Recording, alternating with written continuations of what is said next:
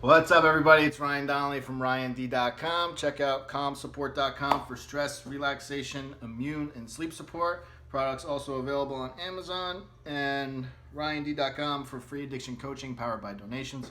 In today's video, I'm going to talk about the fact that addiction does not discriminate. All right, you've heard this a lot, but let me break it down for you from my experience.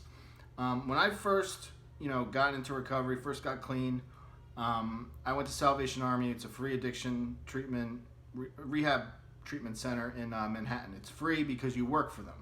I went in with the clothes on my back, didn't have anything, had to have a voucher from Salvation Army to go to their store where used goods come in. They're donated. I actually had to wear used underwear and used socks because I came in on a Friday with no clothes, just the clothes I was wearing, and didn't have my laundry day till Wednesday. So I had to wear, what people brought into the store. Nothing's washed before it goes on the racks, and it's known that you have to bring your stuff home that you buy from there and wash it.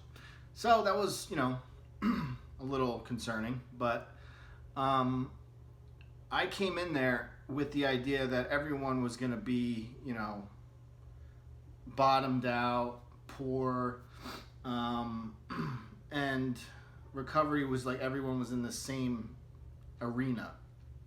And I learned pretty quickly that, people are coming from all different parts of society, and it's really incredible when you actually meet people that, you look at their life and you're like, damn, if I had their life, I would never use drugs. I would have everything I ever wanted, blah, blah, blah. But you learn real quick that materials and money and all that stuff does not give you happiness. In fact, I feel worse for people that have money that have addiction, because at least when you're poor, like when I was using, I didn't have shit. So every morning I would wake up, detoxing, going through withdrawals, and I feel like shit every morning. And I was up at 500, a little over 550, 560 milligrams a day of oxycodone, Oxycontin. That was back when the OC80s were around. So I had a huge habit, but I woke up every morning broke and detox and going through withdrawals. Very rarely did I have 2 days or more worth of pills.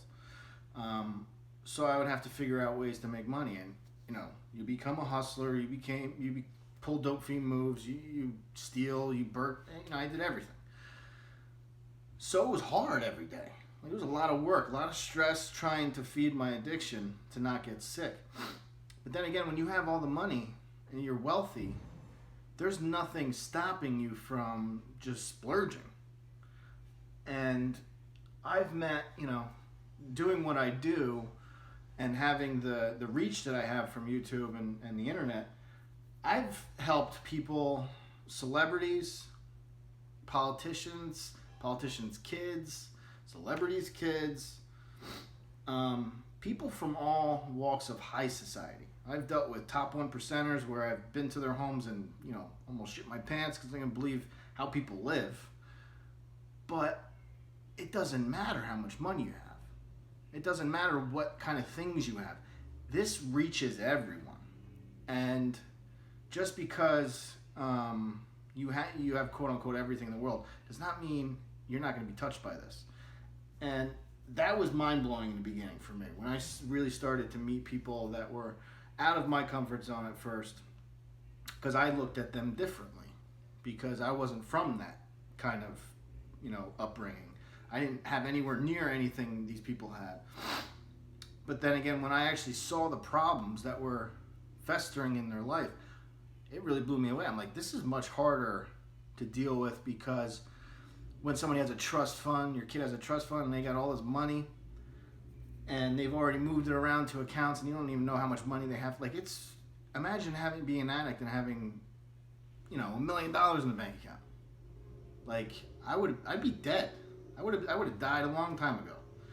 So when I spoke to a gentleman yesterday who was 21, and he was really hard on himself at first.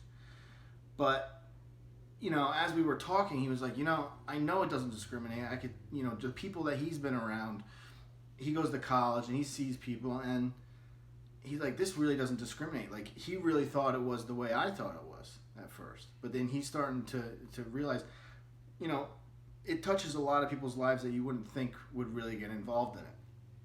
And the whole point of this video is I don't want you beating yourself up because of the success you may have had in the past, the life, you know, the clean life you were living, everything was going great. Then you got involved with this stuff and everything went to shit. Don't keep looking at the life you used to live and beat yourself up about where you are now. And be like, I can't believe I fell into this. I can't believe I was stupid enough to do all this shit. Yes, it's okay to, you know, judge yourself and, you know, kick yourself in the ass, but don't dwell on it. If you dwell on the fact that, okay, who you were in the past is dead. It's gone. You can never go back. Unless somebody invents time travel, you're never going back in the past. So there's no point of beating yourself up to where you are now. All you can do is pull yourself up by the bootstraps, get your shit in gear, and create a better life than you ever imagined. Because this will teach you life lessons, okay? You will be able to look back on this time and be like, all right, that was hell, all right? It can't get much worse than that. When you're battling almost dying every day because you need to not get sick, that's pretty much hell in my eyes. So when you learn from this situation, you can prosper in ways that you couldn't imagine. I've met people that, you know, were, you know, down and out, okay? Broke, where I was. I was $50,000 in debt. And these people just, you know, they got clean. They were extremely scared about their future, but they kept doing what they needed to do every day. Little by little, every day, you know, build up a good, strong foundation for your recovery, and things start to fall into place for you when you do the right thing, right? When you're not lying, when you're not manipulating, when you're, you know, telling the truth every day, you're being where you're supposed to be, and you're setting small goals. Every day, you're going to build a better life for yourself. And some of these people, you know, I talked to them a year, 2 years down the road, they're living life, high life, you know, happy as hell. They got a family, they got a, you know, husband, wife, and, you know, life has completely taken a different turn for them. They can't believe that they took so long to make the change, all right? So bottom line is don't beat yourself up for where you are right now. Pick yourself up, okay? You know what you're capable of because of the life you used to live. Now imagine what you're capable of once you're clean and had this experience. You're going to be 10 times stronger. The old saying, "What doesn't kill you makes you stronger," is true. Okay, you can learn from this and be a better version of yourself that you can't even really imagine right now because your brain chemicals are all screwed up. But just trust me. Do the right thing. Tell the truth. Be where you're supposed to be. Get the things done you're supposed to get done. Stay clean and sober, and things will happen for you. All right, you will live a happy life, I promise. Check out calmsupport.com for stress, relaxation, immune, and sleep support. Products also available on Amazon, and ryand.com for free addiction coaching powered by donations. I am off to back to school night for my son for kindergarten, and I have to go to meet his teachers. So I will see you guys tomorrow. Have a good one.